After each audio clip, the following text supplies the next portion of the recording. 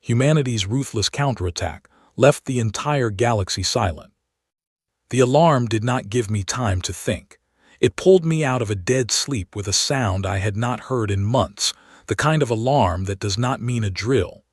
I was on my feet before my eyes fully opened, boots already on, fingers moving through the buttons of my jacket in the dark. The bunker was shaking.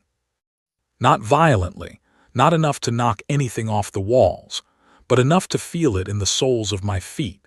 That slow, deep vibration that only means one thing when you are living under 60 meters of ice and methane on Titan. Something large had just fired, and it was not one of ours. I reached the command corridor in under a minute. The lights were red, which meant we had already moved past the warning phase and into full response mode.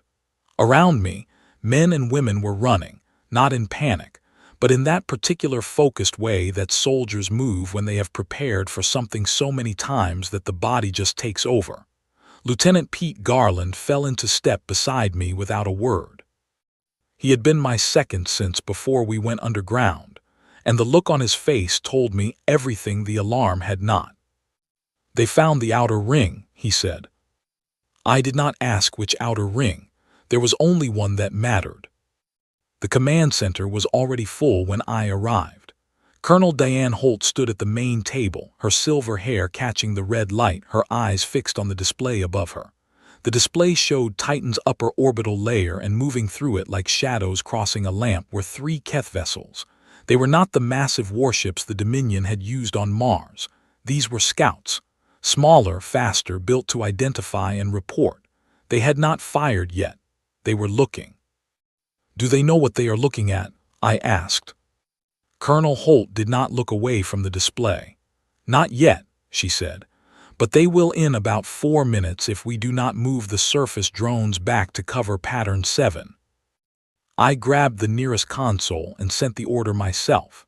The drones, the same ones that from above looked like slow agricultural machines crawling across Titan's surface, began shifting.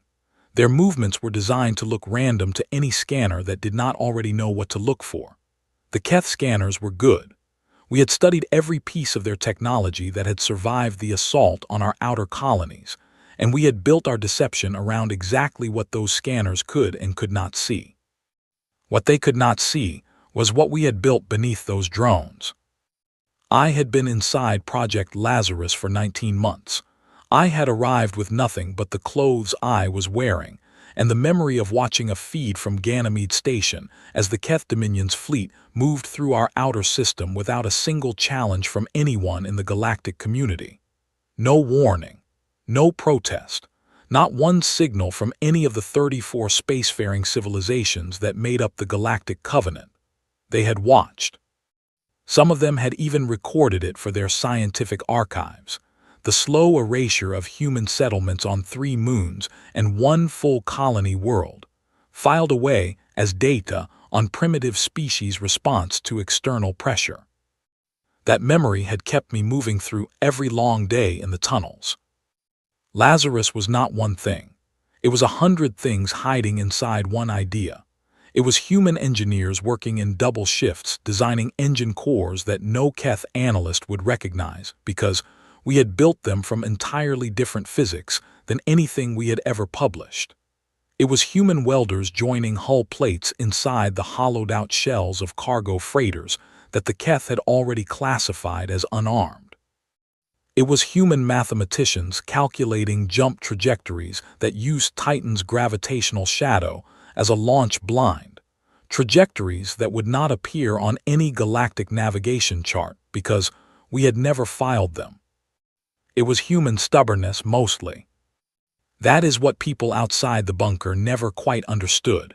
They thought we were building weapons. We were, but mostly we were building something harder to make than weapons. We were building the absolute refusal to accept that what happened to Mars was the end of the story. The Keth had given us 30 days. They had broadcasted on every open frequency, in every major galactic language, as if they expected us to thank them for the warning. 30 days to submit all military technology for permanent decommissioning, to open every human installation to Keth inspection, to formally acknowledge the Dominion's authority over what they called the contested inner zones, which was just a polished phrase for Earth and everything near it. 30 days. We had started Lazarus 19 months before that broadcast. On the display, the 3 Keth scouts were still moving. One of them slowed near Sector 9, hovering over an area where we had 3 launch bays hidden under 4 meters of Titan ice. My jaw tightened. Garland was watching the same thing. Neither of us said anything. Colonel Holt had already put 2 of our own surface systems on passive monitor, meaning they would record without transmitting, invisible to anything the scouts were using to sweep for signals. Then the scout moved on. I let out a breath so slowly that nobody noticed. "They are running a pattern sweep," Holt said, finally turning to look at me. "They come back every 41 hours. We think they are checking for heat signatures above baseline." And we are below baseline. By 7%. Garland's team adjusted the cooling arrays last week. I looked at Garland. He gave a small nod, the kind that means it was harder than I am making it sound, but I did it anyway. That was the thing about the people in Lazarus. None of them talked about how hard any of it was. They just did it and moved to the next problem. I had watched people work 20-hour stretches on systems they had never trained for, learning as they went, because there was no one else and there was no time. I had watched a 23-year-old named Cal Dover spend 11 days straight redesigning the power routing for one of our main ships after the original engineer had collapsed from exhaustion and had to be put on medical rest. Cal had no formal engineering degree. He had taught himself from archived texts and the notes the previous engineer left behind, and when he was done, the power routing was more efficient than the original design. We had a lot of people like Cal. "Where are we on readiness?" I asked. Colonel Holt moved to the side panel and pulled up the fleet summary. 7 ships. Not elegant, not beautiful by any standard a Keth designer would recognize. They were solid and heavy and built to do specific things with extreme reliability. Each one was still technically registered as a cargo hauler in Keth Dominion records. Each one had been quietly transformed from the inside out. The hulls were original. Everything else was ours. "Primary systems are at 94% across all 7, Holt said. "Weapons integration on the 3 lead ships is complete. The remaining 4 need another 48 hours on targeting calibration." "We have 30 days, I said. "The broadcast was 6 days ago. That leaves 24. "We need 7, Holt said. The number sat in the room for a moment. 7 days. Not to be ready for some distant future operation, but to launch, to move, to stop waiting and start answering. Outside in the tunnels, past the command center door, I could hear the sound of the facility at work. The low hum of machinery, the distant clang of a tool against metal, someone's voice giving a measurement to someone else. Ordinary sounds. Sounds of people who had decided, without anyone making a speech about it, that they were not going to leave the next chapter of human history blank. The scouts completed their pass and began moving away from Titan. On the display, they shrank to small moving dots and then disappeared at the edge of sensor range. Colonel Holt turned off the alert. The lights shifted back from red to the dull amber of standard operations. Around the room, people went back to their stations, back to their work, without ceremony. Garland looked at me. 41 hours until they come back, he said. Then we have 40 hours, I said. Let's use them. I walked back out into the corridor, back toward the noise and the work and the hum of something being built that was not finished yet. I did not feel brave. I did not feel certain. But I felt the thing that had carried me through 19 months underground, the thing that every person in this facility carried whether they knew it or not.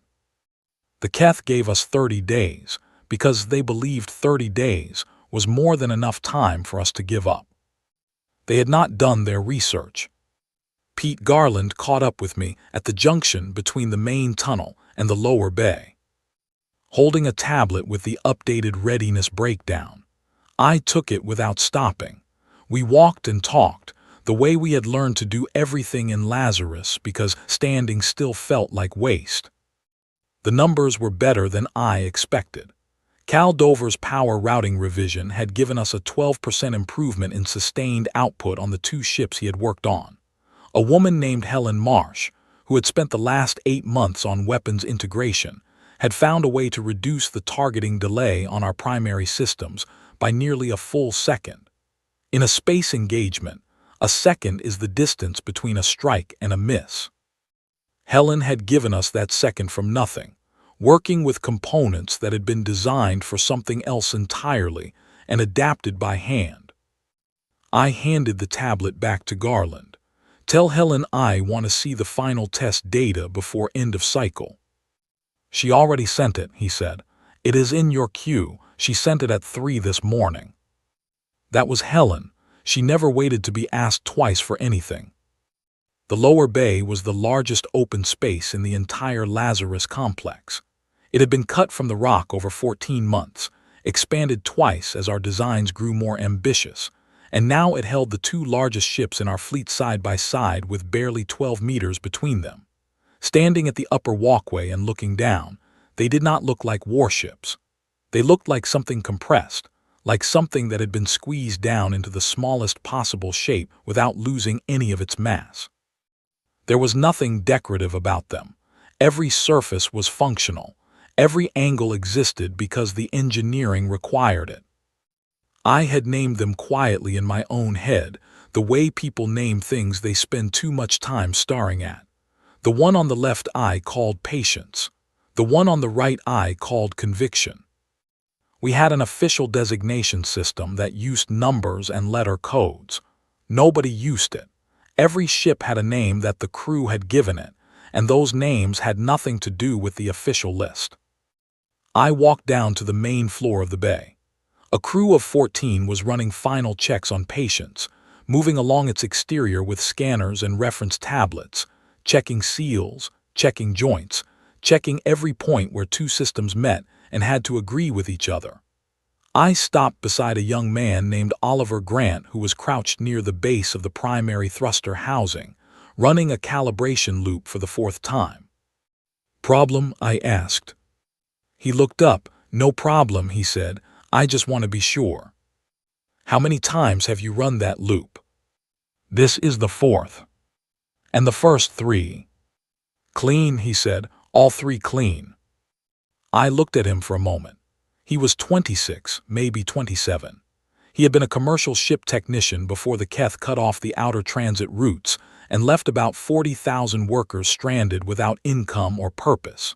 He had come to Titan on a refugee transport and had found his way to Lazarus through a chain of introductions that began with a former colleague and ended with Colonel Holt's screening team. He had no military background. What he had was the kind of precision that comes from years of caring about small things, because small things on a ship in space can become very large things very fast. "Run it a 5th time if you need to," I said. He nodded and went back to his tablet. I continued through the bay. Around me, the facility was doing what it had done every single day for 19 months.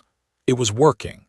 Not dramatically, not with speeches or ceremony, but with the steady, relentless movement of people who had decided that work was the only answer to an impossible problem. I found Colonel Holt near the back of the bay, standing at a secondary console with Captain Leon Price, who commanded our 3 fastest ships. Leon was a former cargo runner who had been in the outer system when the Keth began their advance, and he had spent 3 months moving refugees before his ship was impounded at a Keth checkpoint. He had walked away from that checkpoint with nothing but a personal locator, had made his way across 3 transit hubs, and had reached Titan in a condition that the medical team described as significant but not permanent. Within a week of arriving at Lazarus, he had been running flight simulations. Within a month, he had been placed in command of the scout units. Leon did not waste words. He looked at me as I approached and said, "Jump calibration is done on all 3. We can hold a 17-point emergence pattern with a window of plus or minus 40 seconds. 40 seconds of variance across 17 simultaneous emergence points was extraordinary. It meant that when we moved, we would appear in 17 locations at almost the same instant, faster than any coordination signal the Keth could send between their ships. Plus or minus 40 seconds is acceptable, I said. Leon almost smiled. I know, I just wanted to hear you say it. Colonel Holt looked at both of us and then back at the display she had been working on.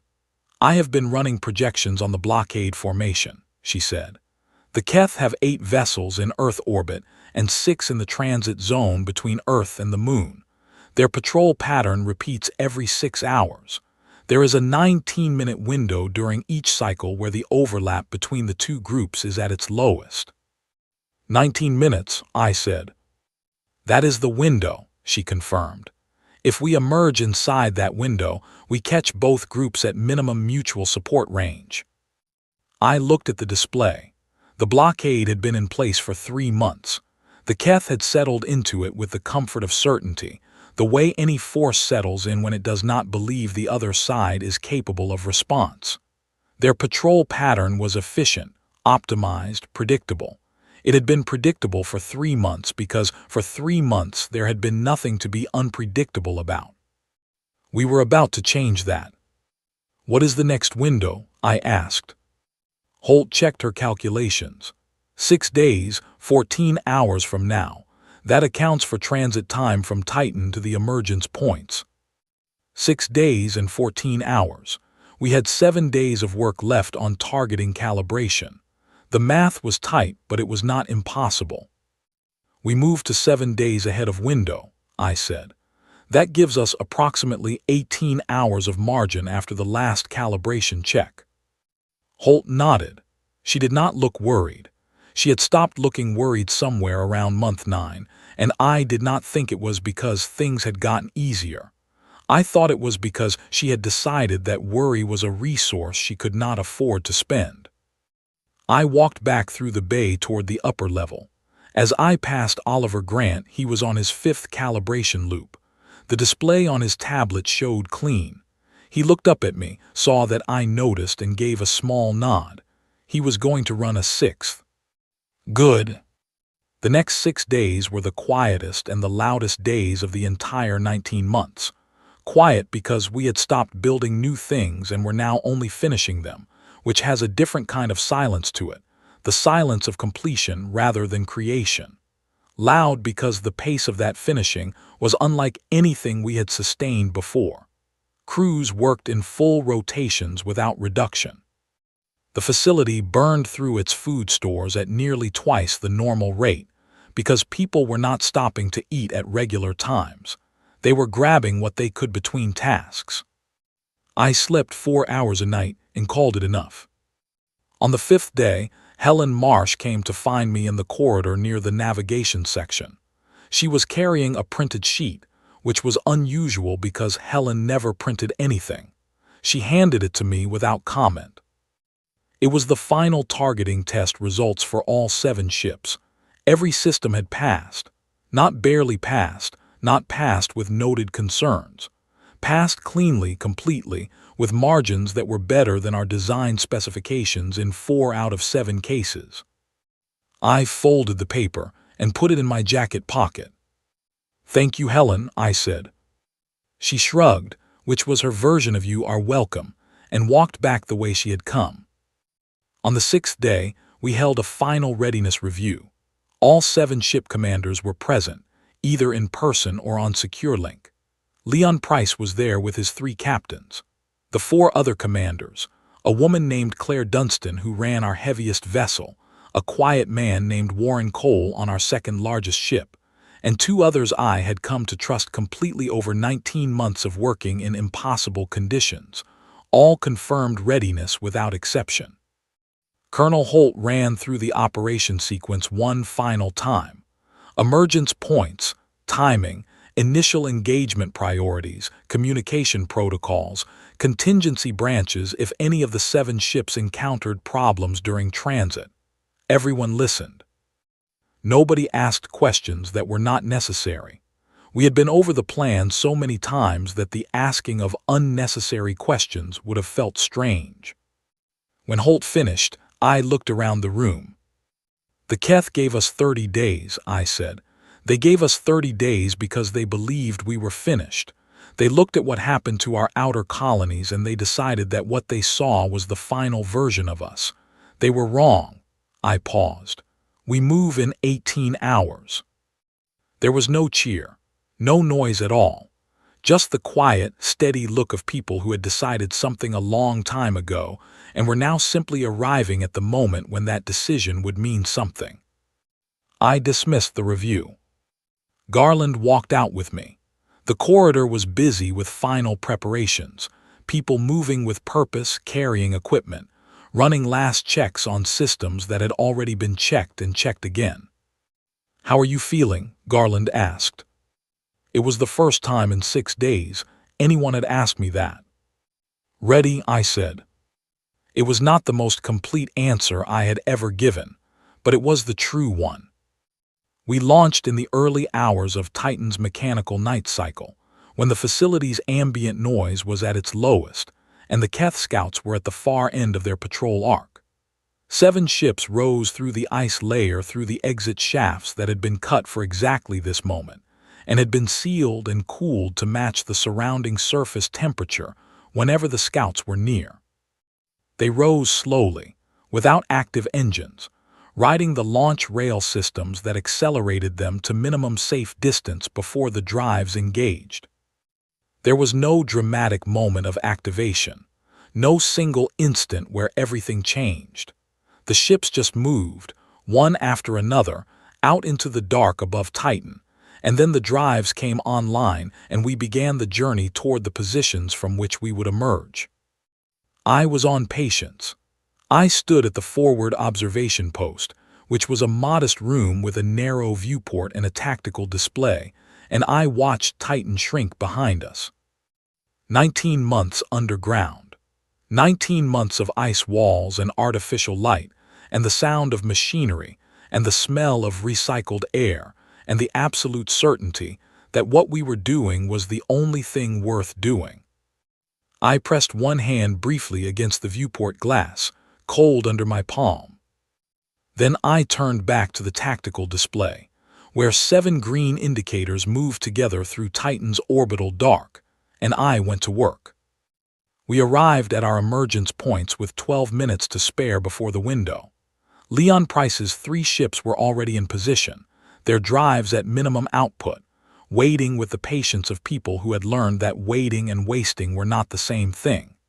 The 4 heavier ships, including Patience, settled into their designated coordinates with a precision that would have been impossible 6 months ago and was now simply expected. I watched the timer on the tactical display count down. Around me, the crew of Patience moved through their final checks in near silence. The only voices were confirmations, short and specific, the language of people who have reduced everything to what matters. 3 minutes. 2 minutes. Colonel Holt's voice came through on the command channel from her position on Conviction, steady as always. "All units confirm ready." One by one, the confirmations came in, 7 green lights on the board. 1 minute. I thought about Mars, not the abstract idea of it, not the political significance or the historical weight. I thought about the specific images I had seen on the feeds before we went underground, the atmospheric domes cracked open, the settlements left open to the thin, cold air, the silence of places that had been full of people. I thought about the 34 species of the Galactic Covenant who had watched that happen and had said nothing. The timer reached 0. 17 points of emergence lit up across the display as our ships crossed into the inner system simultaneously, and the Keth blockade had 4 minutes to understand what was coming before we reached engagement range. They used all 4 minutes trying to send a warning to the Galactic Covenant. Nobody came. We had known nobody would come. That was the point. The engagement lasted 38 minutes. The Keth vessels were fast and their shielding systems were sophisticated and their crews were experienced. None of that was the issue.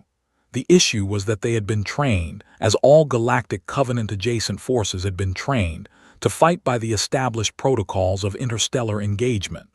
Warning shots first. Shield exchange to establish relative power. A pause for the losing side to assess and signal surrender intent.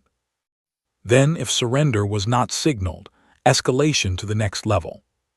They fired their warning shots. We did not pause. They initiated the shield exchange sequence, broadcasting the standard Dominion codes that meant we are ready to assess mutual capability. We did not respond to the codes. The Keth admiral commanding the blockade, whose name I later learned was something that translated roughly as one who ensures stability, opened a direct communication channel at the 11-minute mark. The channel light blinked on my display 14 times. I watched it blink. I did not answer it.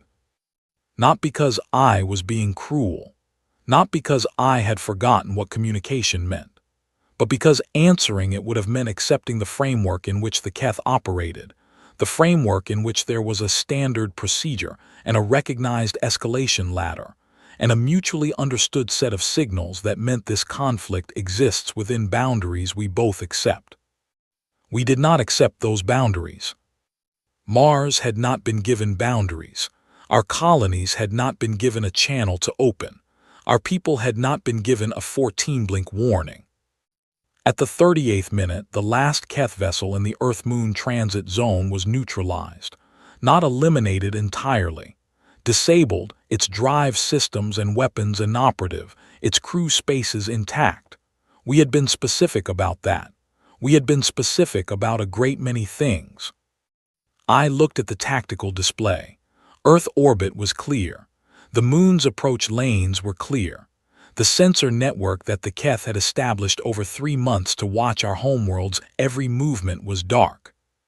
I opened the shipwide channel. "This is Commander Alara Voss," I said. "The Earth-Moon system is clear. All units confirm status and hold position." The confirmations came in. 6 green lights, and one that took an extra 40 seconds because Warren Cole's ship had taken damage to one of its secondary arrays, and his crew was already working on it. Then 7 green lights.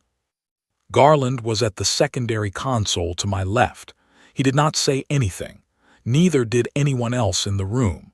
There was nothing to say that the green lights had not already said. I looked at the viewport. Earth was visible now, a blue point at this distance, small enough to hold between 2 fingers but there, present, unblocked. We had not celebrated. We did not celebrate now. There were still 6 days of work ahead of us, because this had never been about clearing the blockade alone. This had always been about what came next. I pulled up the jump calculations for our next destination. The Keth Dominion had a home system. It had a capital world. It had a council that had made the decisions which led to Mars and to our outer colonies, and to 34 species watching in comfortable silence. We had prepared coordinates for all of it. I authorized the jump sequence. "All units," I said into the command channel, "we move to Phase 2. We came out of transit above Ketha Prime at the 4th hour of our operational clock. The planet filled the forward viewport the way Earth had looked from a certain distance, large and present and real in a way that tactical displays never quite captured.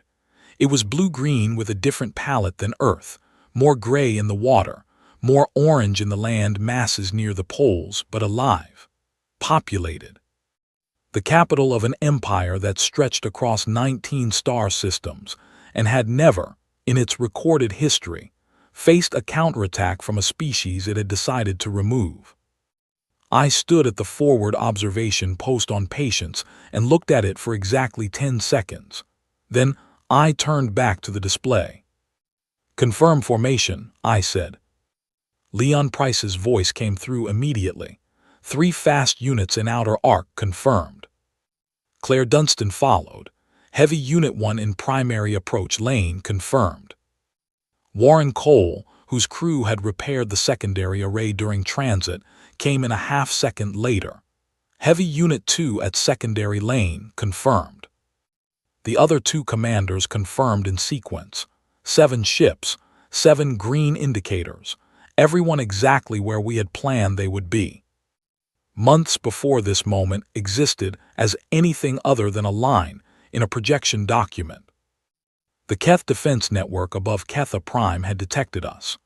I knew this because the first thing the network did when it detected a threat was begin broadcasting a military coordination signal, and our systems picked up that signal in the first 40 seconds after emergence. The defense network was impressive by the standards of what the Keth had needed it to be before today. It had orbital platforms, automated response systems, 3 active patrol vessels that had been in the middle of routine operations when we arrived. But it had been designed for the threats the Keth had faced historically. Disputes with neighboring systems, the occasional resource conflict with a mid-tier civilization, the kind of friction that happens between spacefaring species who have not yet agreed on where their respective territories end. It had not been designed for us. I opened the broadband channel, the one that reached every receiver in the Ketha Prime system, and also, because broadband signals do not stop at system boundaries, would be detectable by long-range sensors across a significant volume of surrounding space. I spoke clearly and without rushing. This is Commander Ilara Voss of the Human Fleet, Sol System. This action is a direct response to the Keth Dominion's assault on human settlements at Mars, Callisto, and the outer colonies designated in accord with Earth calendar dates 19 months ago. This is not a declaration of war. It is a consequence. We are targeting military infrastructure only. Civilian areas are not our objective. All civilian emergency frequencies will remain open and unblocked for the duration of this operation. I paused. This broadcast is being made in 47 languages for the benefit of any party currently monitoring this system. The duration of this operation is 72 hours. At the end of 72 hours, we will withdraw. What happens in those 72 hours is a direct reflection of what happened at Mars. I closed the channel. Garland looked at me from the secondary console. He did not say anything. I had told him what I was going to say before we jumped, so the words were not new to him. But hearing them out loud in the actual moment had a different quality than discussing them in planning. We moved. The 3 orbital platforms were the first priority. They were automated, which meant there were no crew aboard them, which was exactly why we had designated them first. We took them down with precision, not speed, moving through each one in a sequence that gave the Keth Defense Network every opportunity to observe exactly what we were targeting and what we were not. We wanted them to see the pattern. We wanted them to understand that the pattern was intentional. The 3 patrol vessels responded. Their commanders were professionals, and they did exactly what trained military commanders do when their installation is under assault. They moved to engage. We neutralized their drive and weapons systems without breaching their crew compartments and left them in stable orbit, functional in every way except their ability to fight or flee. It took 4 hours and 11 minutes to clear the military orbital layer.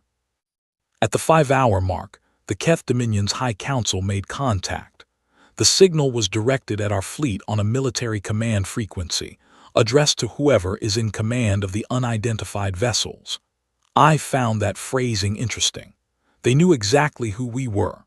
They had heard the broadcast, but addressing us formally would have meant acknowledging that we were what we clearly were, and the Council was not ready to do that yet.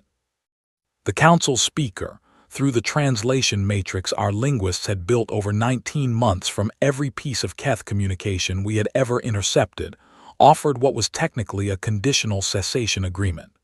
They used careful language, not surrender, not acknowledgement of wrongdoing. A conditional cessation, meaning they were willing to discuss pausing hostilities if we were willing to discuss our terms. Colonel Holt, on the channel with me, said nothing. She was letting me decide. I thought about Mars for the second time. I activated the response channel. This is Commander Voss. We are not in a hostilities framework. This is a consequence being delivered. We are not pausing it and we are not negotiating its terms. The terms were set when the first dome on Mars was broken open. We are delivering them now. If you want to speak to us, we will be here for another 67 hours.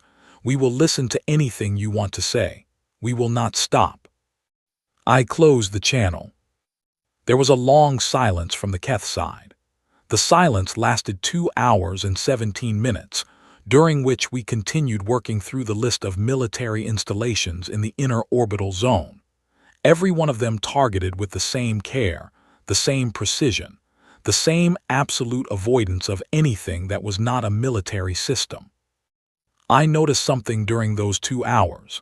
The 17 species who had long-range sensors pointed at Ketha Prime, the ones whose observation was almost certain given the system's political significance, would be seeing exactly what we had designed them to see. Not chaos, not rage, method, purpose. A force that knew exactly what it was doing, and was doing it with a discipline that left no room for the narrative that the Keth would later try to use. The one about human unpredictability, about primitive aggression, about species that could not be reasoned with. We were the most reasonable force that had ever sat above Ketha Prime. We were just not stopping. At the 19-hour mark, 3 galactic Covenant vessels from the nearest member system began accelerating toward Ketha Prime. Their transit time at maximum speed was 10 days and 16 hours. I noted this on the planning display and added nothing to it. There was nothing to add. We had 11 days before they could arrive. We needed 3. Leon Price sent me a short message through the internal channel. It said, "They are coming." My response said, "I know." His next message said, 11 days. My response said, "We need 3." His final message said, "Then we have 8 to spare." I did not respond to that one, but I kept the message on my secondary display for the rest of the operation. At the 31st hour, something happened that was not in any of our planning documents. A civilian broadcast from inside Ketha Prime's largest population center reached our receiver array. It was not from the government. It was not from the military. It was from what our translation matrix identified as a community information channel, the Keth equivalent of a local broadcast. The speaker was asking where the Keth Council was, why the emergency shelters had not been activated for civilian areas, and why, if the attacking force had said it was not targeting civilians, the government had not simply told people they were safe to stay where they were. I listened to the whole broadcast. It was 40 seconds long. Then I turned to our communications officer, a woman named Dorothy Shaw, who had spent 3 months building the translation capability we were now depending on. "Open the civilian emergency channel," I said. Dorothy looked at me, not in surprise, but in the way people look when they are confirming they heard something correctly. "The civilian emergency frequency, to broadcast to them." "To broadcast to them," I confirmed. She opened the channel. I spoke in the Keth language, through the translation matrix, knowing it would not be perfect but trusting Dorothy's work enough to believe it would be understood. "Civilian residents of Ketha Prime. This is Commander Alara Voss of the human fleet. We have broadcast our intentions and we are conducting this operation exactly as stated. We are not targeting residential areas, civilian infrastructure, food systems, medical facilities, or emergency services. You do not need to evacuate. Your emergency systems are functioning and will continue to function. We have no interest in harming you. Our business is with the military apparatus of the Dominion that ordered the assault on human settlements. Stay where you are. You are safe." I closed the channel. Dorothy was quiet for a moment. Then she said, "That was not in the plan." "No," I agreed. "Was it the right thing?" I thought about the 19-month-old asking a reasonable question on a community broadcast while her government hid in its emergency chambers. Yes, I said. At the 72nd hour precisely, I opened the broadband channel again. This is Commander Voss. 72 hours have elapsed. The human fleet is withdrawing from the Ketha Prime system. All disabled vessels and platforms have been left in stable, non-hazardous positions. All civilian systems are intact. This operation is complete. I paused. The Galactic Covenant vessels that have been in transit toward this system for the past 2 days are welcome to conduct any assessment they choose. They will find exactly what we said they would find. I closed the channel. We jumped. Dorothy Shaw was watching me from across the communication station when I closed that civilian channel. She had the expression of someone who had just seen something that was not in any planned document, and she was right. It was not.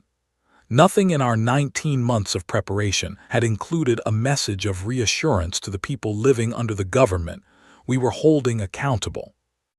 But 19 months of preparation had also not included being the kind of force we had accused the Keth of being, a force that moved against people without distinguishing between the ones who made decisions and the ones who simply lived inside those decisions. I had made a distinction. I intended to keep making it. Warren Cole's voice came through the command channel at the 22nd hour.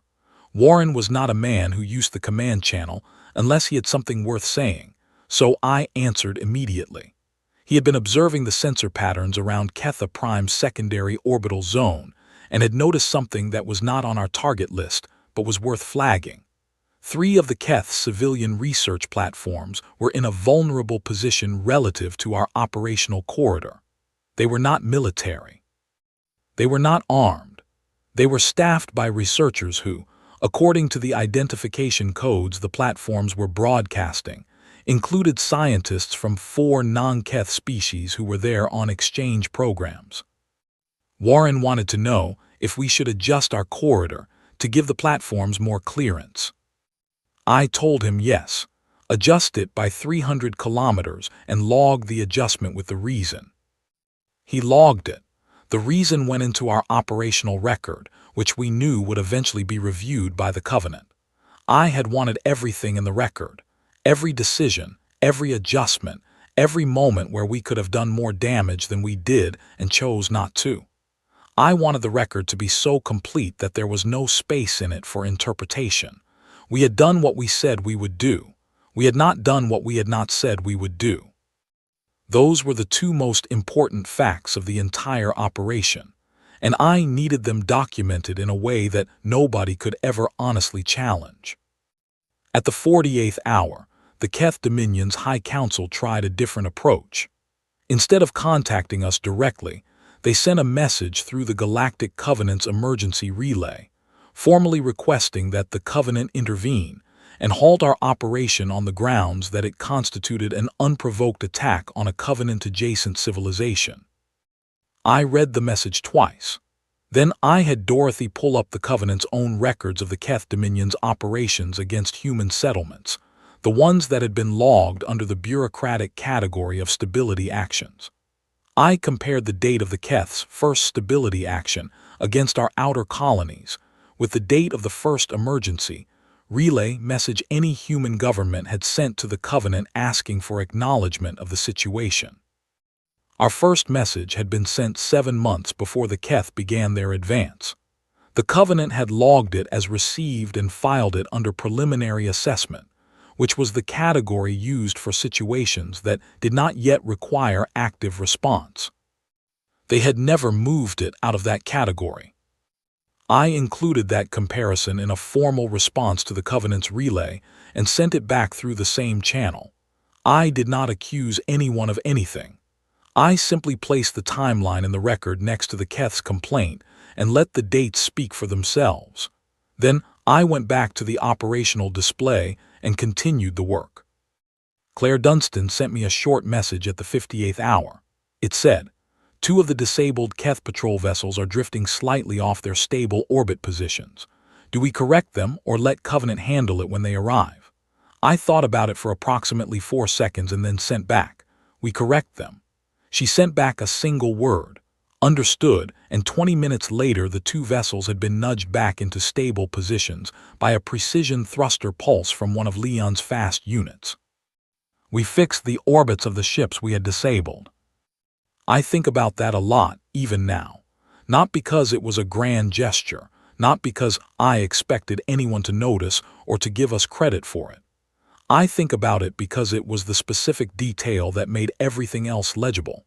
You can say many things about your intentions. You can broadcast them in 47 languages and put them in the operational record and document every decision in precise detail. But the moment where you spend fuel and time correcting the drift of a disabled enemy vessel so that its crew does not face additional danger, that moment is the one that cannot be argued with. It simply is what it is. At exactly the 72nd hour, I opened the broadband channel. I had written nothing down. I had thought about what I was going to say since the 50-hour mark, turning it over, removing things that were unnecessary, keeping only what was honest. I said what I said, and then we jumped. And the galaxy went silent. Not immediately, not all at once, but in the hours and days that followed, as the reports from the 17 observing species spread through the Covenant network, as the sensor records were analyzed and the operational logs were reviewed, and the sheer documented precision of what we had done sank into the political consciousness of every government that had been watching. A particular kind of silence settled across the communications channels that humans monitored. It was the silence of recalculation. I had heard that silence before, in smaller ways, in the moments after someone realizes that their model of a situation was wrong and they need to start over. This was that silence at a scale I had no previous frame for. 34 civilizations, hundreds of years of established galactic political norms, an entire framework built on the assumption that human beings were a primitive species at an early stage of development that could be managed and directed, and when necessary, reduced without significant consequence. That assumption had just been stress-tested. It had not survived the test. We were on our way to Verath 7 when the first intelligence report came in about the 6 civilizations beginning to quietly review their expansion plans. Garland read it to me from the secondary console while I was going over the operational records one final time before the Covenant session. I did not say anything for a long moment.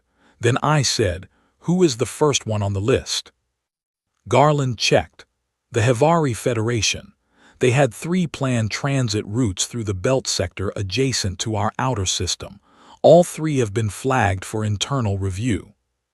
The Hevari Federation had been one of the species that recorded the Keth's advance on our outer colonies.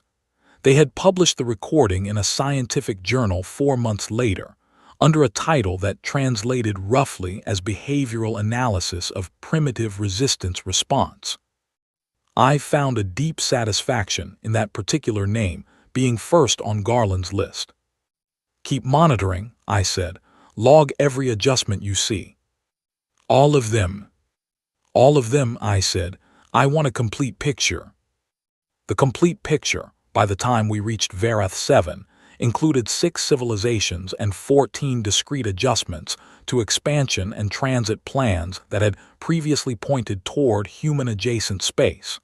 None of them had announced these adjustments. None of them had attributed them to the events of the preceding weeks. They were simply internal reviews that happened to be happening now. The galaxy was not silent because we had frightened it into paralysis. It was silent because it was thinking. And a galaxy that was thinking about us very carefully was a very different thing from a galaxy that had decided we were not worth thinking about at all. I walked into the Covenant session carrying everything that had been built and decided and corrected and documented over 19 months of underground work, over 7 days of operational execution, over 72 hours of precisely measured consequence. And I placed one data chip on the table, and asked one question, and waited for the silence that I already knew was coming. The Galactic Covenant emergency session was held at Varath 7, a neutral station in the deep transit zone between four major member systems, 11 days after we withdrew from Ketha Prime. I arrived alone. This was a deliberate choice. I had discussed it with Colonel Holt and with the 7 ship commanders, and with a small group of people whose judgment I had come to trust over 19 months of working in impossible conditions, and every one of them agreed. Sending a delegation, sending lawyers, sending diplomats with carefully prepared documents, all of that would have communicated something about where we thought we stood relative to this room. I did not want to communicate that. I wanted to communicate something else. I walked into the session chamber with a standard-issue fleet jacket, a data chip in my pocket, and no notes. The chamber was designed to accommodate the physical requirements of 34 different species, which meant it was large, varied in temperature zone by zone, lit at different spectrums in different sections, and arranged so that no single species had an obvious positional advantage over any other. The designers of the room had done careful work. I appreciated it abstractly while I crossed to the human-appropriate section, which had not existed in this room before today, and which had been added in the 12 hours between my request for a seat and my arrival. They had added it. That told me something. I sat. Around me, in their respective zones, the representatives of 34 spacefaring civilizations arranged themselves. Some of them I recognized from briefing files. Others were new to me. The eldest delegation in the room belonged to the Vorath Collective, who had been traveling between stars since before humans had invented the wheel, and whose representative sat at the far end of the chamber in a section where the light was a deep amber color that my eyes found it difficult to look at directly. The session coordinator, a species called the Marath whose representative function in galactic governance was something close to a neutral chairperson, opened the proceedings in the standard galactic trade language, which my earpiece translated into a clear, flat voice in English. The coordinator said that the session had been called to address the events of the preceding 14 days, specifically the military actions taken by the human fleet against Keth Dominion assets, and to determine the Covenant's position in response. The first representative to speak demanded that the human fleet be placed under immediate Covenant sanction, its ships impounded, its commanders remanded to a Covenant review tribunal. I listened. A second representative said that the events at Ketha Prime represented a dangerous precedent, that any species which took unilateral military action against another Covenant-adjacent civilization, without prior Covenant authorization, threatened the stability of the framework that kept 700 years of relative peace intact. I listened. A third said that the precision of the human operation, while acknowledged, did not change the fundamental illegality of the act, and that making exceptions for precision would invite every future aggressor to simply claim that their aggression was also precise. I listened to all of them. I did not interrupt. I did not signal impatience. I had a data chip in my pocket and I had one question, and I was waiting for the right moment to use both. The right moment came when the Keth Dominion's representative, speaking for the first time, said that the Dominion had been conducting a legitimate stability operation in the outer system, and that the human response was a disproportionate aggression against a lawful exercise of Dominion authority. I placed the data chip on the table in front of me. I did not hold it up or explain it. I just placed it flat on the surface where the session cameras could see it. The room did not go quiet, but the tone changed slightly, the way a room changes when something unexpected enters it. I spoke. That data chip contains 19 months of recordings, communications intercepts, sensor logs, and open-channel broadcasts. It documents the Keth Dominion's operations against human settlements, beginning 14 months before their public announcement of the stability operation. I paused. It also contains recordings of every distress signal we transmitted on open frequencies during those operations. frequencies that all 34 member delegations in this room have the technical capability to monitor. I let that sit. I have one question for this session. I am not asking it rhetorically. I am asking it as a genuine inquiry, because the answer will determine a great deal about what humans believe about this body going forward. I looked at the room, not at any single delegation, but at all of them. Which delegation here transmitted a warning to Earth before the Keth began their operations against our settlements? The silence that followed was the most expensive silence I had ever sat inside. It was not a comfortable silence. It was not the silence of people considering their answer. It was the silence of 34 delegations understanding simultaneously that there was no answer because no warning had been sent, and that the absence of a warning was now the center of the entire conversation. No one spoke for 41 seconds. I counted them. The Voreth Collective's representative broke the silence. Not loudly, not dramatically. The Voreth did not do things dramatically. They spoke in their own language, which the translation system rendered as a slow, measured voice with very little inflection. They said, "The human commander's question does not have an answer that reflects well on this body." The session coordinator asked if the Voreth delegation was making a formal statement. The Voreth representative said, "We are making an observation. The session can classify it as it chooses." I picked up the data chip from the table and held it for a moment. Then I placed it back down, this time in the center of the table rather than just in front of my section. "The chip is for the record," I said, "not for my argument. My argument is already in the room. It arrived the moment I walked in alone and sat down." I did not elaborate on that. I did not need to. The room understood what I meant, that I had come alone because I was not here to beg, not here to negotiate from weakness, not here as a supplicant asking for recognition.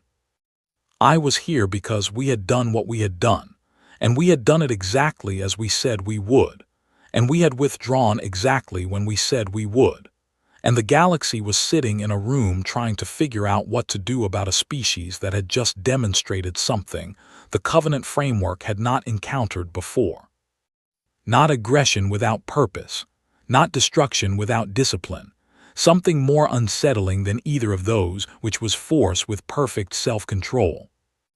The session continued for 6 more hours. I answered questions directly when they were direct. I declined to speculate when the questions were designed to get me to say something that could be classified later as a threat. I provided the data chip's contents to the formal record without restriction.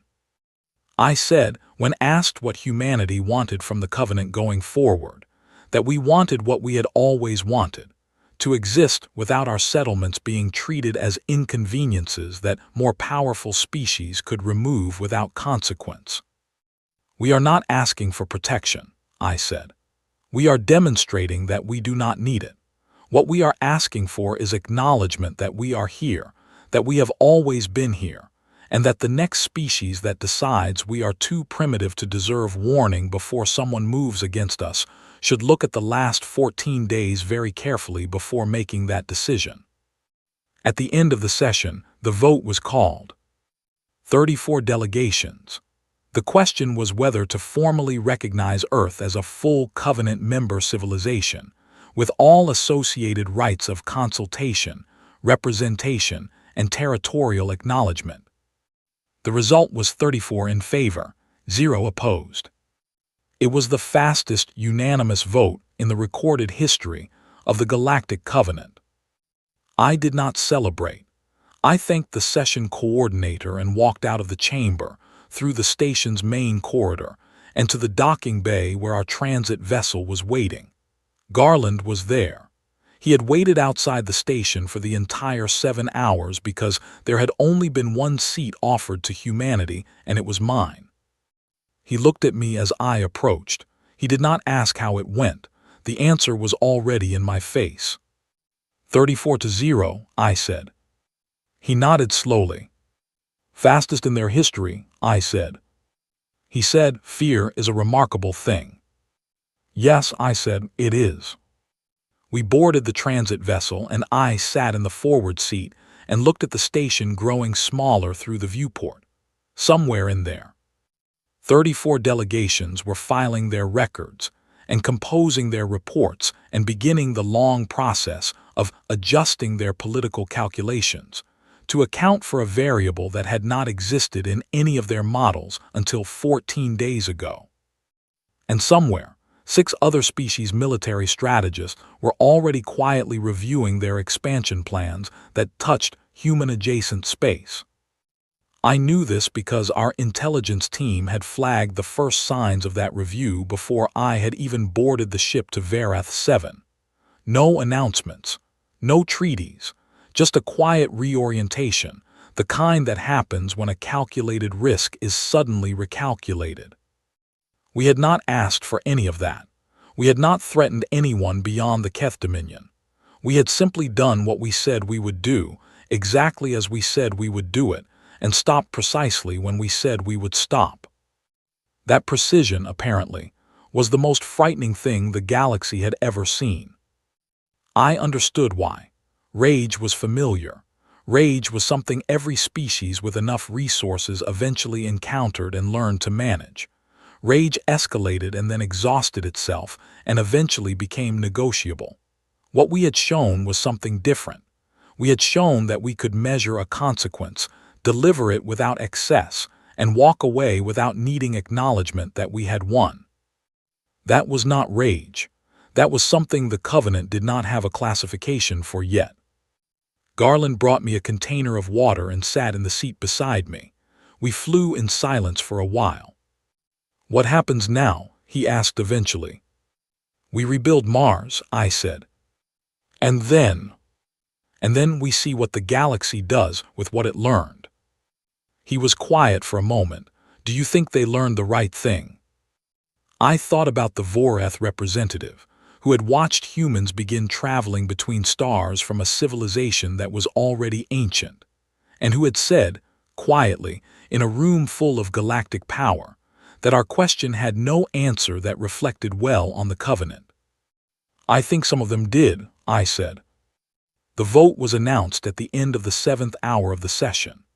I had spent those 7 hours in a chair that was designed for a species with a different skeletal structure, which meant I had spent 7 hours being quietly uncomfortable in a way that I chose not to mention, because mentioning it would have been a distraction from every other thing that mattered more. 34-0. The session coordinator read the result in the standard galactic trade language, and the translation in my earpiece rendered it in flat English, and I received it the way I had learned to receive most important things over the previous 19 months, by acknowledging it internally without visible reaction and immediately thinking about what it required next. What it required next was not celebration. It required presence. I stayed in the chamber for the formal closing procedures, which took another 40 minutes and involved a great deal of documentation and cross-referencing between the various delegation record-keeping systems. I answered 2 follow-up questions from the session coordinator about technical details of the operational record I had submitted. I confirmed that the human fleet intended to honor the withdrawal timeline we had stated in our final broadcast, which we had already honored, which I said with the patience of someone explaining something that should not need explaining. The Keth Dominion's representative did not speak to me directly during the closing procedures. This was fine. I had not come to Varath 7 to speak to the Keth Dominion's representative.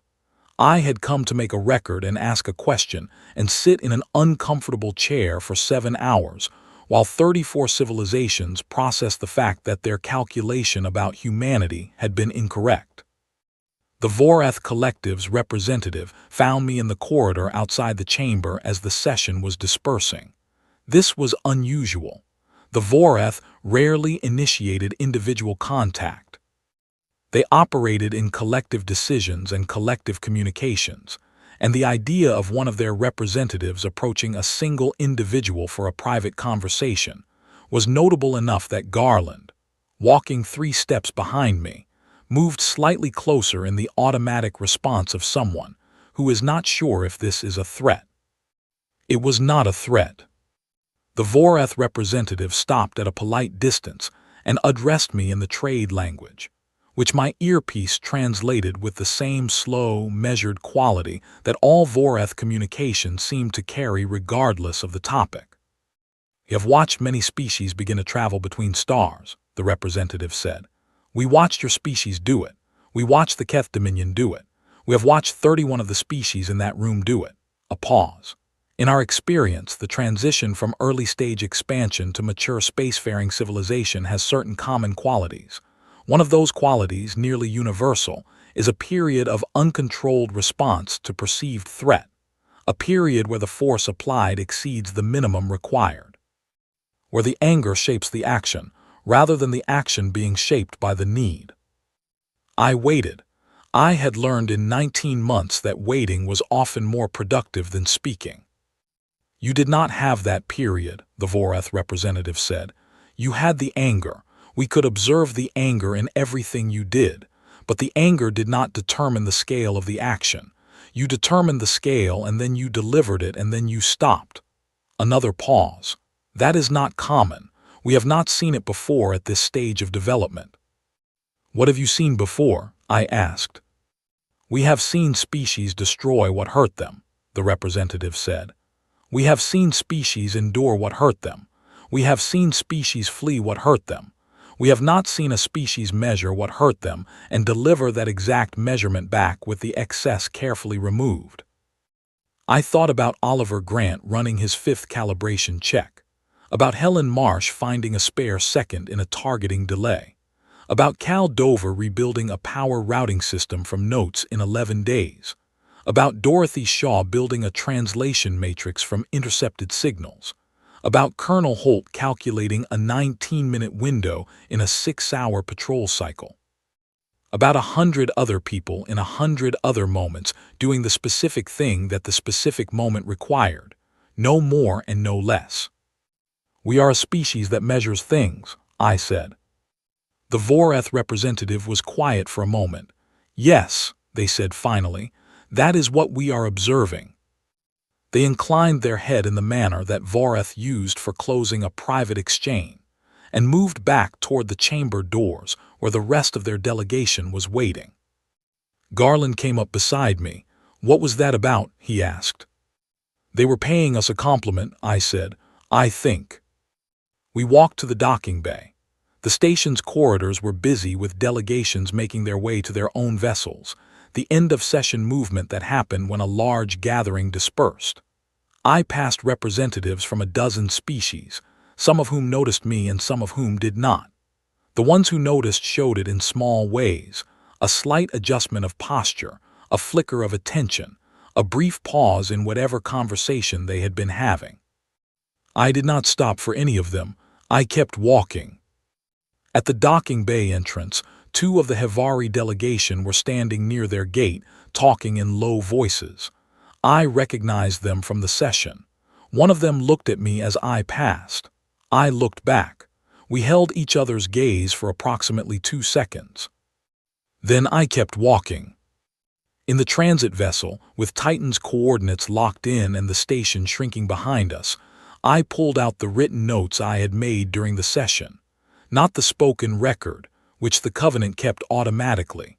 My own notes, written in shorthand on a physical pad because electronic documents felt too permanent for thinking in progress. I looked at what I had written. Most of it was questions, not about what had happened, but about what came next. The Covenant membership meant something concrete. It meant consultation rights on any action that affected human space. It meant territorial acknowledgement on the formal record. It meant that the next species that looked at our settlements and saw an inconvenient infestation would have to pass through a legal framework before acting rather than simply acting. It was not protection. I had said we were not asking for protection.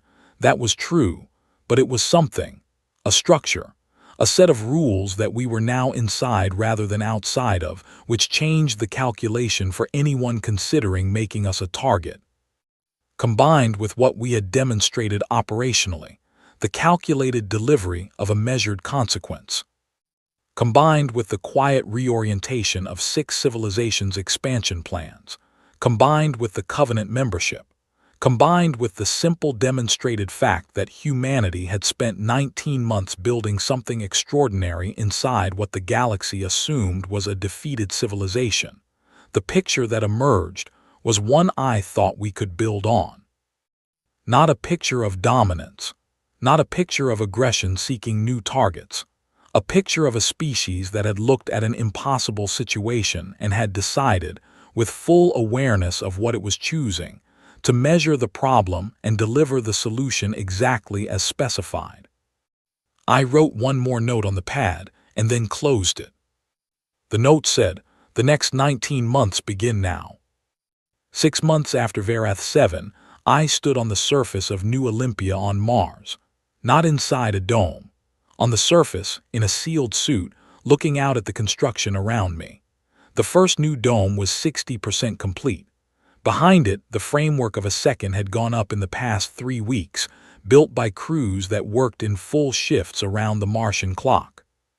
The ground under my boots was the same red dust that had always been there, the same that had been there when the first settlers arrived, the same that had blown across empty plains for millions of years before humans ever looked up at a reddish point in the night sky and wondered what it was. It felt different now, not better or worse, different, weighted. The Keth Dominion had paid the first installment of the reparation agreement 40 days ago, not because the Galactic Covenant had ordered them to, though the Covenant had certainly made its position clear. They had paid because the Vorath Collective had spoken privately to the Dominion Council and had said, in the careful, slow language the Vorath always used, that the continued goodwill of the human fleet was worth considerably more than the cost of the agreement, and that the Dominion should think carefully about what it was buying with cooperation versus what it was risking without it. The Dominion had thought carefully. Helen Marsh was leading the technical review of the payment structure. She had taken on the assignment with the same focused energy she had brought to weapons integration, which was to say she had already found 2 discrepancies in the first installment's accounting and had documented both with the kind of thoroughness that made the Keth negotiators visibly uncomfortable. I was glad she was on it. Garland stood beside me on the surface, also suited, looking at the dome framework. He had been with me through every phase of what we were already calling, quietly among ourselves, the response. Not the war because it had not been a war. Not the operation because that was too cold a word for something that had cost us so much in the months before it. The response. It was the only word that fit. Caldover is down in the 3rd excavation block, Garland said. He redesigned the foundation anchoring system. Apparently, the original Mars settlement approach had a structural issue in the lower soil strata that nobody had fixed. Of course he did, I said. He is 24 years old. 25, I said. His birthday was last month. Garland looked at me sideways. You kept track. He fixed the power routing on 2 of our ships in 11 days with no engineering degree, I said. I keep track of people like that. We walked toward the construction perimeter. Around us, the site was alive with movement. Workers in suits moving between sections, equipment operating on automated tracks, the slow, steady progress of something being built rather than something being remembered. I had insisted when the reconstruction planning began that the first priority was forward-looking design, not restoration of what had been there before. The settlements that the Keth had dismantled had been good. The new ones would be better. Not as a statement, not as a symbol, but because we had learned things in the 19 months underground, about engineering, about design, about what people needed in a settlement that was going to be a home rather than just a location. We were using all of it. At the edge of the perimeter, a girl was standing with a small group of observers who had come out to see the construction progress. She was perhaps 15, maybe 16, with the look of someone who had grown up somewhere difficult and carried the knowledge of that in the way she held herself. She was watching the dome framework with an expression that was hard to read from a distance, so I walked closer. When I was near enough, she looked at me. She looked at my jacket, at the fleet insignia on it, and then at my face. "Are you the commander?" she said. "I am," I said. She was quiet for a moment. "I was 9 when it happened," she said. "I was in the inner dome when the breach alarms went off. My dad carried me to the emergency compartment. We stayed in there for 11 hours. I did not say anything. I let her continue if she wanted to. She wanted to. After that, we were in the Titan refugee facility for about 4 months before they moved us to the underground. The Lazarus thing." She paused. "I did not know what Lazarus was for most of that time. I just knew it was where my dad worked." I looked at her. "What is your father's name?" "Oliver Grant," she said. I stood very still for a moment. "Your father," I said, "ran the calibration check on our primary thruster housing 5 times before he was satisfied. Every single check came back clean. He ran the 5th one because he wanted to be sure." She stared at me. "You remember that?" "He is that kind of person," I said. "Yes, I remember it." She looked back at the dome framework. After a long moment she said, "Why did you stop when you were at Ketha Prime? Why did you stop after 72 hours when you could have kept going?" It was the question that had been asked in many forms since we had returned. Journalists, Covenant observers, Keth analysts, our own people. Everyone wanted to know why we stopped. The answers I had given publicly were accurate, but they were also necessarily formal, about strategic objectives and Covenant relations, and the distinction between consequence and destruction.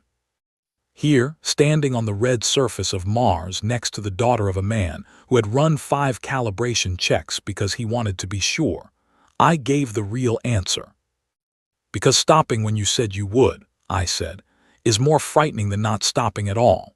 Anyone can lose control. It is easy to lose control when you are angry enough, and we were angry enough. But losing control would have made us into something the galaxy already had a name for and already knew how to deal with. What we did instead, the measuring, the precision, the stopping on the exact hour we said we would stop, that was something they did not have a name for. Something they did not know how to calculate." She was quiet. "They were afraid of us before," I said. "After Mars, after the outer colonies. They were afraid in the way you are afraid of a storm, something powerful but without direction. After Ketha Prime, they were afraid in a different way. The way you are afraid of someone who knows exactly what they are doing and exactly when to stop. Those are 2 very different kinds of fear, and only one of them earns you a seat at the table." She thought about that for a moment. Then she said, "My dad never talks about what it was like in Lazarus." "No," I said, "most of them don't. But they were scared too, right? They were not just working and it was fine." "They were scared," I said. "Every day, the fear was just quieter than the work." She nodded slowly. It was the nod of someone filing something away for later. I looked back at the dome. Progress was visible even in the time we had been standing there. Or maybe it was just that standing still and watching something be built made the progress more apparent than when you were moving through it. Garland appeared at my shoulder. He had been giving us space without making it obvious that he was giving us space, which was a skill he had developed over 19 months of close quarters. He handed me a data pad. On it was the latest intelligence summary. 6 mid-tier civilizations had modified their expansion projections in the past 30 days. Not officially, not publicly, just quietly redirected routes and resource allocations that had previously been pushing into sectors adjacent to human-claimed space. The collective adjustment in those projections represented trillions of units of economic activity being pointed somewhere else. Nobody had asked them to do this. Nobody had threatened them. They had simply looked at the last 6 months and done the math. I handed the pad back to Garland. The girl had watched the exchange. Good news or bad news? She asked. Neither, I said. Information. We act on information. She seemed to consider this a reasonable answer. My dad said you were the one who decided to stop at 72 hours, that it was your call. It was, I said. How did you know it was the right number? I looked at the red dust under my boots, at the framework of the new dome rising against the Martian sky, which was a pale pink at this hour, thin and clear and very far up. Mars took 11 hours to fall, I said. Callisto took 9. The outer colony took 14. Total, that is 34 hours of our people inside emergency compartments in the dark, not knowing what was coming next. I multiplied that by 2 and added 4 hours for margin. 72 hours. She stared at me. That is not, she said slowly, what I expected you to say. I know, I said. Most people expect something strategic, something calculated from military doctrine. I paused. It was calculated, just not from military doctrine. She was quiet for a long time. Around us, the construction continued. Equipment moved, workers communicated in short, clear exchanges. The dome framework extended another meter in the direction of the eastern perimeter. Are you going to stay on Mars? She finally asked. Now that it is being rebuilt. It was a question I had been asked in various forms since the reconstruction planning began. What I always said publicly was that my role was operational and that Martian governance would be decided by Martian residents through the processes they established for themselves. To Oliver Grant's daughter, standing on the surface her father had once carried her away from in the dark, I said something closer to what I actually thought. I will stay until it does not need me, I said, and then I will do whatever comes next. She nodded. She looked at me for one more moment, something moving in her expression that I could not fully name but recognized, the look of someone who is putting a piece of something large into place inside a picture they are still building. Then she said, "Thank you," and walked back toward the observation group. I watched her go. Garland said quietly, "Oliver Grant's daughter." "Yes," I said. He was quiet for a moment, then, "Small galaxy." I almost said it is getting smaller, but that was not quite right. It was not getting smaller. It was getting more present, more specific, more populated with the kinds of moments that turned events into memories and memories into the reasons people do the things they do. I turned back toward the construction and started walking. There was work to be done. There was always work to be done, and that was not a complaint. It had never been a complaint. It was the thing that had kept 7 ships crewed and 7 crews working, and 19 months of underground labor moving forward when the easier option was always to believe that the easier option was the only one available. We did not believe that. We had never believed that. Somewhere above the thin Martian sky, a galactic Covenant liaison ship sat in orbit, the first official diplomatic vessel to anchor at Mars in the history of both civilizations. They had asked permission before entering the orbital zone. I had noted that. In the months before the response, the Keth blockade had not asked permission for anything. Things had changed. I did not feel triumphant about that. I felt something quieter and more permanent, the feeling that comes not from winning, but from completing something that needed to be completed. From doing the specific thing that the specific moment required and doing it exactly as promised and stopping exactly when you said you would stop. The dome framework caught the afternoon light as I walked toward it. The construction team saw me coming and someone gave a brief acknowledging wave before returning immediately to work. That was exactly right. That was the correct response. Not ceremony, not interruption. Just the nod of recognition between people who are all doing what needs to be done. I reached the perimeter and stepped through the equipment gate into the active construction zone. Dust rose lightly around my boots. The air in my suit recycled steadily. Above me, the framework was close enough now that I could see the individual joints where sections connected, the points where precision mattered most, the places where a measurement off by a fraction would mean something important down the line. It looked good. It looked exactly right. Somewhere in the structure, a man who had run 5 calibration checks because he wanted to be sure was working on a foundation anchoring system that had never been done quite this way before. The galaxy was still silent about what it had witnessed 6 months ago. Not the permanent silence of something ended, but the temporary silence of something being processed, recalculated, carefully reconsidered. Good, let them think. We had a Mars to rebuild.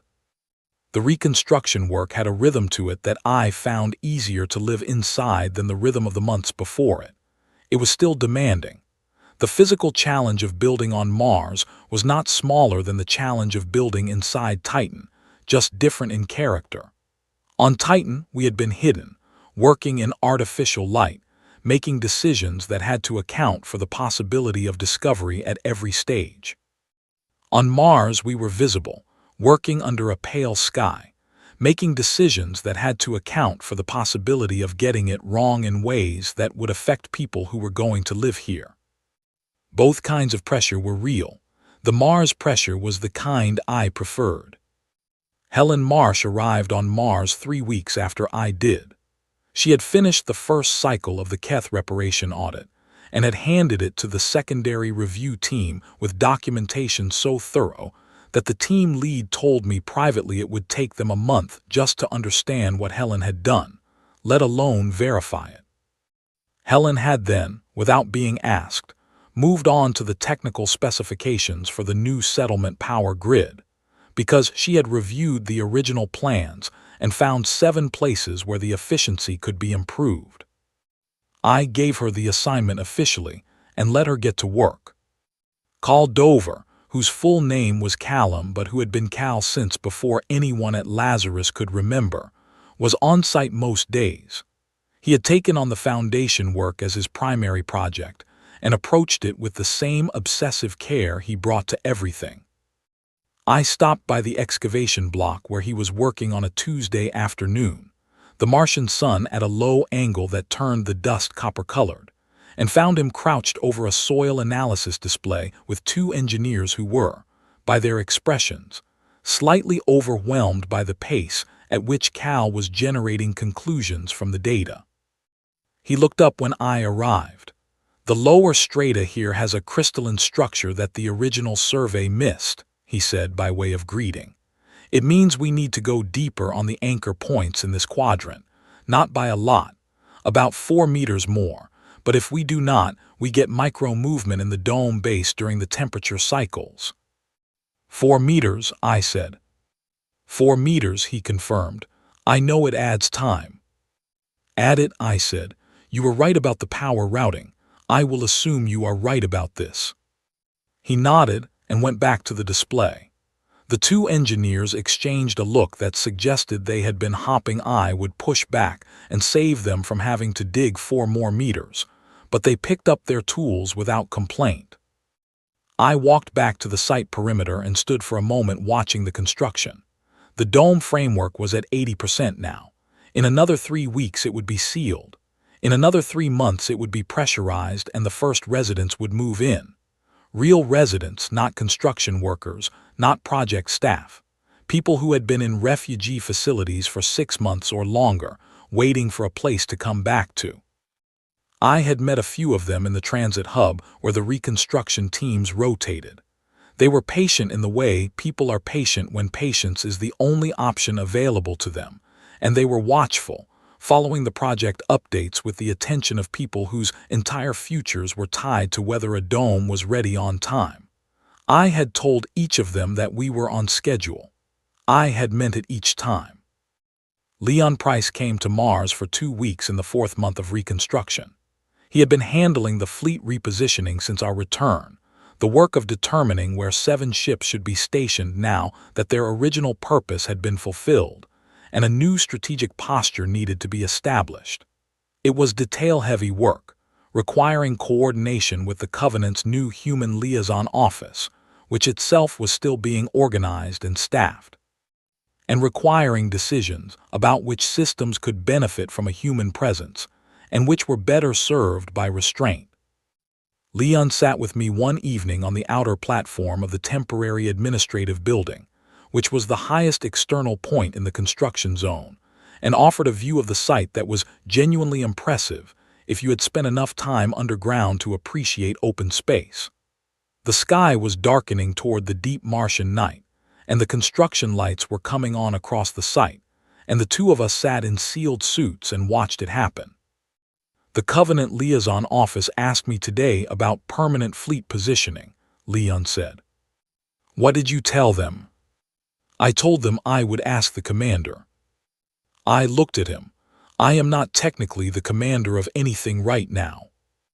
"You are the person whose opinion I am going to act on," he said, "so functionally the distinction does not matter." This was an accurate description of how things worked in our particular group and had been since before Lazarus was completed.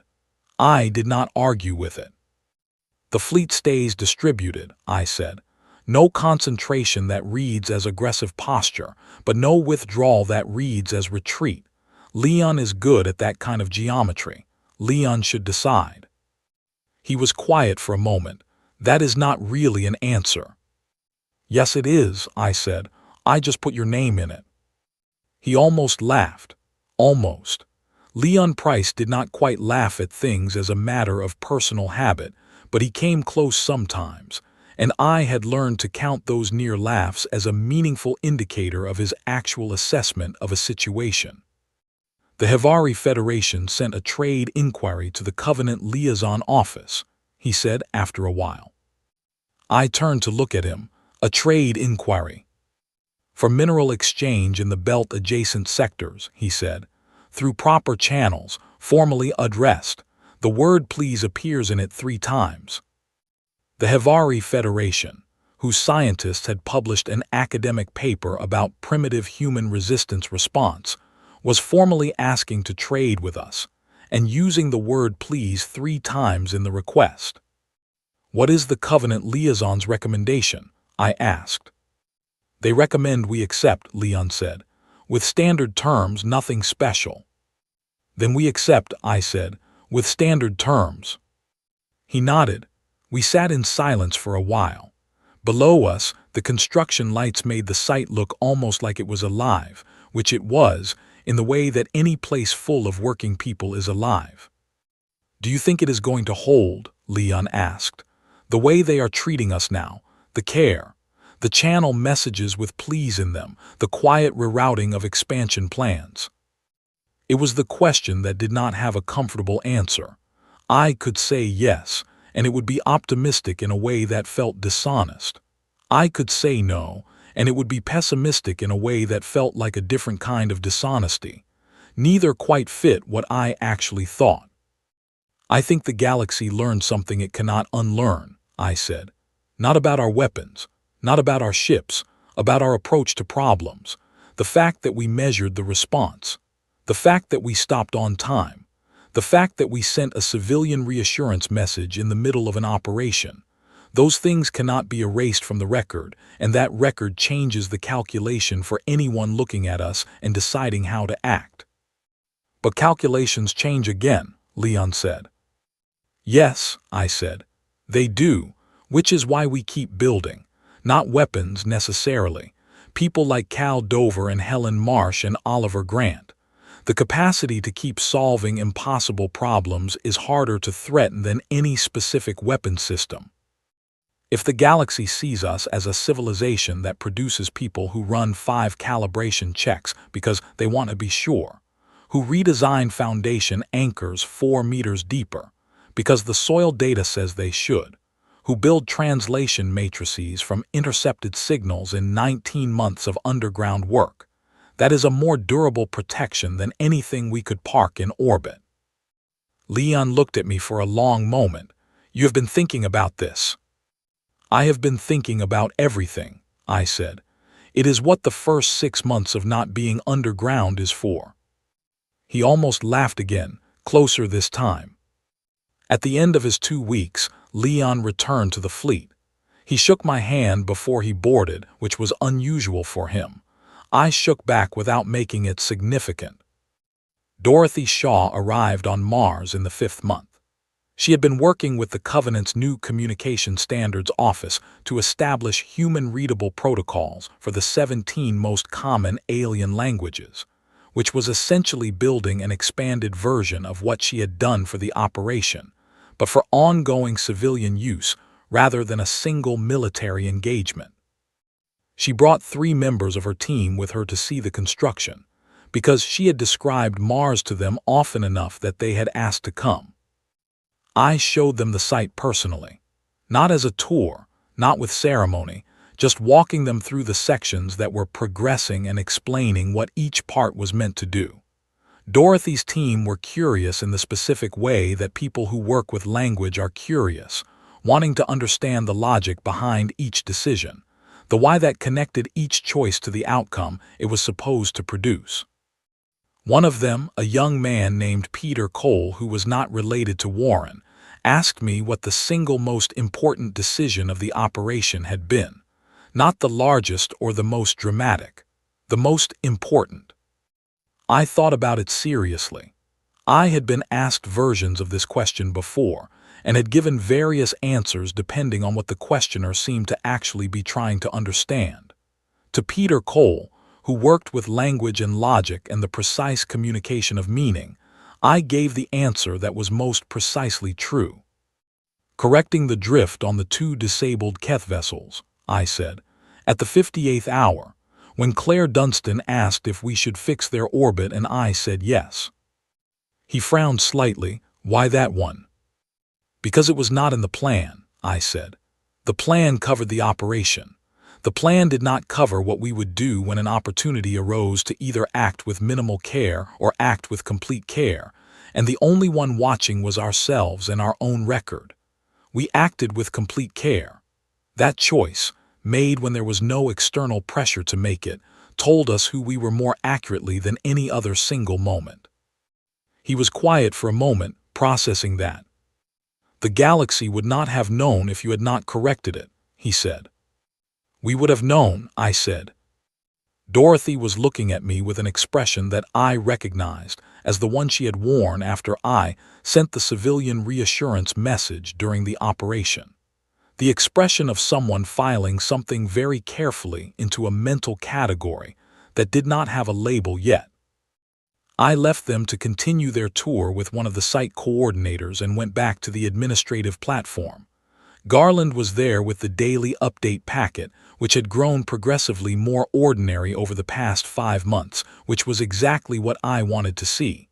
Ordinary problems, construction timeline problems, supply logistics problems, staffing rotation problems. The entirely mundane challenges of building something real in a place where the air was thin, and the temperature swings were significant, and the dust got into everything. I read through it. I made 3 decisions, annotated 2 items for follow-up, and sent a question to Cal Dover about the Quadrant 7 Foundation schedule. Cal responded in 4 minutes with a full breakdown, 3 diagrams, and a note at the end that said ahead of revised schedule by 2 days. 2 days ahead. I put the tablet down and looked out at the construction. The dome framework was fully sealed now in the eastern section. 3 more weeks and the whole thing would be pressurized, and the light inside would change, would look different, warmer, more like something that was meant to be lived in rather than worked in.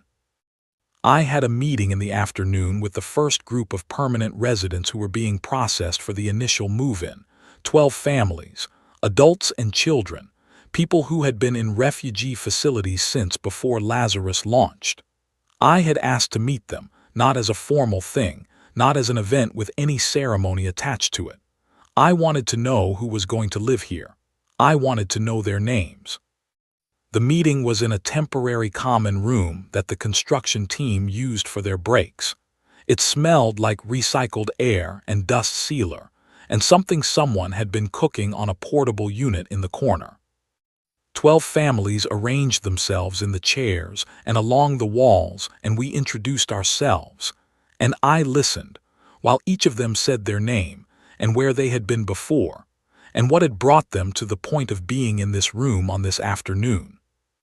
None of them were dramatic about it. None of them performed their grief or their resilience.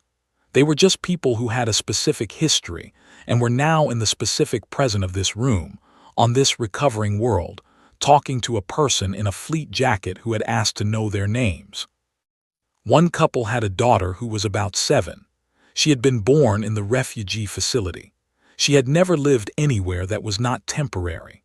Her parents had given her a Martian name, Arya, which they explained was from an old Earth musical form, but also sounded like the kind of name a person born on Mars should have. Arya sat in her mother's lap and looked at everything with the specific alertness of a child who has learned that new environments contain important information and should be observed carefully before engaging.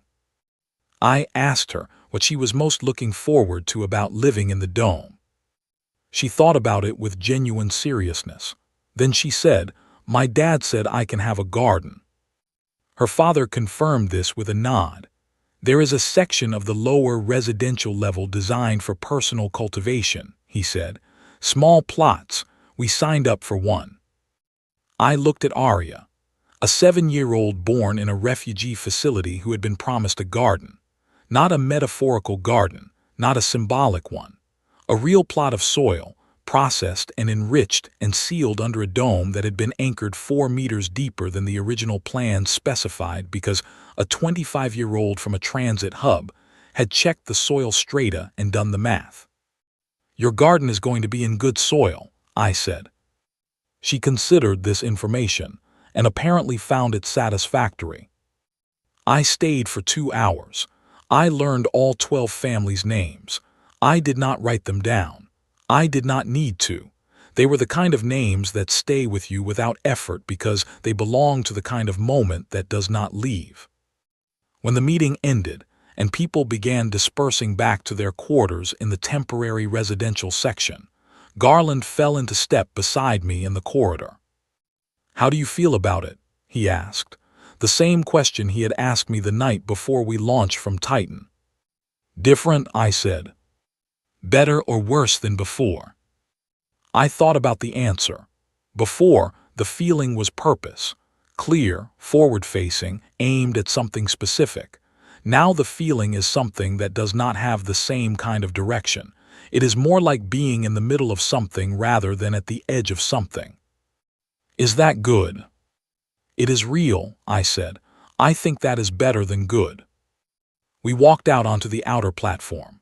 The site was in the late afternoon work period, the time when people were moving between tasks, and the pace had a different quality than the morning surge. Above the dome framework, the Martian sky was the pale copper pink that came in the hours before sunset. To the east, visible as a faint point if you knew where to look, the Covenant liaison ship maintained its orbit. Garland stood beside me. We looked at the sky for a moment. "The second group of families starts processing next week," he said. "I know," I said, 47 families. "That will fill the eastern residential section to capacity." "Yes," I said. "Cal is already working on the timeline for the second dome." Garland was quiet. Then, "It is going to take years to fill this back up to what it was." "Longer," I said. "We are not rebuilding what it was. We are building what it should have been." He absorbed that. Somewhere below us in the excavation block, Cal Dover was probably still in the soil strata data, finding one more thing to measure, one more point to get exactly right before moving forward. Helen Marsh was probably in the power grid specifications, finding one more efficiency, one more margin that could be improved. Oliver Grant was probably checking something for the 5th time because he wanted to be sure. The construction lights came on as the sun dropped lower. The site was lit in a warm, artificial glow that made the dome framework look like something that had always been there, or at least something that was supposed to be there, the scaffold of a future that was still in the process of being built. The galaxy was out there, still watching, not in the open, obvious way it had watched when our colonies burned. Quietly, carefully, from behind the respectful distance of a community that had adjusted its understanding of who we were and what we were capable of. 6 civilizations with modified expansion plans, 34 votes in a covenant session. A Keth Dominion paying reparations because the math of the alternative was too clear to ignore. A Hevari trade inquiry with 3 uses of the word please. And here, on the surface of Mars, a 7-year-old named Arya who had been promised a garden. I pressed one hand briefly against the railing of the platform, the metal cool through my glove, solid and real. The galaxy was still silent about what it had witnessed, processing, recalculating, learning some of them the right lesson. Let them think as long as they needed. We had a Mars to finish.